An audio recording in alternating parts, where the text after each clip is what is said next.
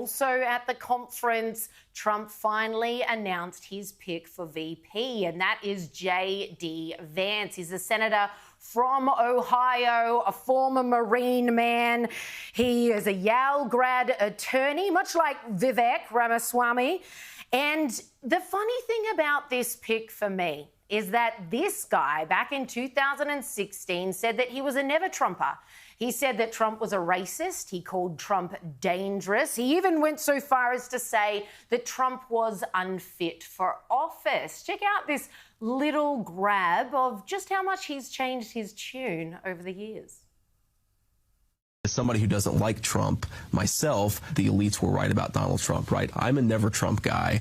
I never liked him. He's the best president of my lifetime, and he revealed the corruption in this country like nobody else. I can't stomach Trump. I think that he's noxious and is leading the white working class to a very dark place. I think that he was a good president.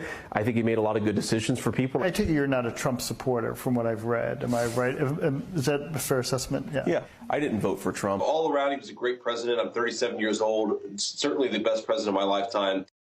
I don't hide from that. I was certainly skeptical of Donald Trump in 2016, but President Trump was a great president, and he changed my mind. I think he changed the minds of a lot of Americans because, again, he delivered that peace and prosperity. If you go back to what I thought in 2016, another thing that was going on, Sean, is I bought into the media's lies and distortions. I bought into this idea that somehow he was going to be so different, a terrible threat to democracy. It was a joke. Skeptical. You're a bit more than skeptical, buddy. I'm sorry, it is just too much for me to believe that suddenly this guy is a strong conservative, populist, nationalist, when he was a massive Obama fan. It's well on the record. This guy loved Obama.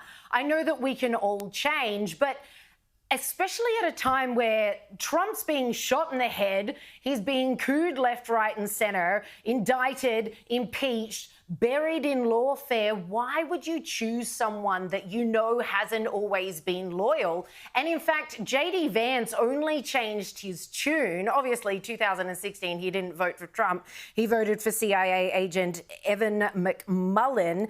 And this guy, JD Vance, was only seated in the Senate after a CIA contractor by the name of Peter Thiel stumped up $10 million, at which point Trump endorsed him. They both kind of just agreed to talk about not to talk about the fact that Vance had been very, very anti-Trump in the past. And that's when he was seated in the Senate. I don't know this guy. I don't trust him yet. I just think it's a surprise pick from Trump. I think the thing you're missing, Liz, is he's only 39 now, right? So prior to 2016, he'd just turned 30. It just goes to prove 30-year-olds really have a lot of learning to do, Caleb. Well, don't you? Yeah, 25-year-old Caleb. You'd be hard-pressed. Geez, thanks for setting me up with that one, you old fart. You'd be hard-pressed to find a Republican who, back prior to Trump's first term, didn't have major concerns about him. That's not true. He was a very popular candidate, yeah, it's not entirely. We're now on board who were saying all sorts of things. Yeah, there were a lot of very young Trumpers at the time. This wasn't he was young at the time, which, by the way, anything under 30, that isn't exactly young. But he depends from which vantage point you're looking at. No, not when you're talking about a Marine, a Yale grad. Sure. I mean, this guy, he's... A New York Times bestseller. Exactly. So we're not talking about a kid here. He's obviously had his come to Jesus on two levels. moment. Trump is demonstrating you can change your mind about him. Yeah. Trump is also demonstrating he's secure enough to have a VP who once said some very nasty things about him, but Trump doesn't hold it against him. This plays to the new narrative of Trump.